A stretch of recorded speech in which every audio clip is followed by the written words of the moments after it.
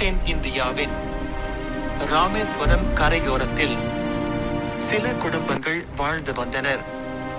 அவர்கள் மீனவர்கள், வியாபாரிகள். ஒரு இரவு கிராமத்தின் மூத்தவர்கள் ஒன்றாக கூடினார்கள்.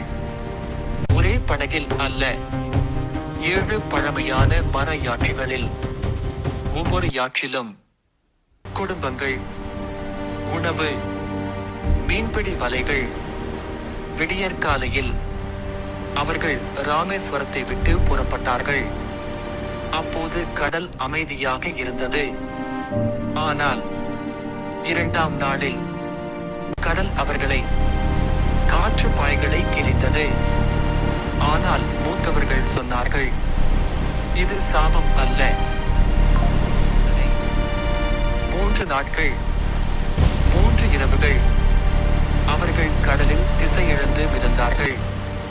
குழந்தைகள் அழுதனர், ஊர்கள் உடைந்தன. ஆனால் ஒரு யாற்றும் கூட மூழ்கவில்லை. பின்னர் மூத்தவர்கள் சொன்னார்கள், கடல் எங்களை திரும்ப அனுப்ப.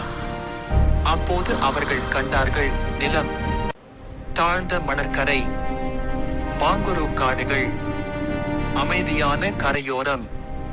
கரை அருகே வந்ததும் அலைகள் திடீரென மென்மையானது போல. 7 யாட்சிகளும் பாதுகாப்பாக கரை சேர்ந்தன. மக்கள் கரையை முத்தமிட்டார்கள். கண்ணீருடன் கடலுக்கு நன்றி சொன்னார்கள். இது இலங்கையின் வடமேற்கு கரையோரத்தில் அமைந்த இடம். உடைப்பு என்ற பெயர் மறு உடைப்பு ஆனது.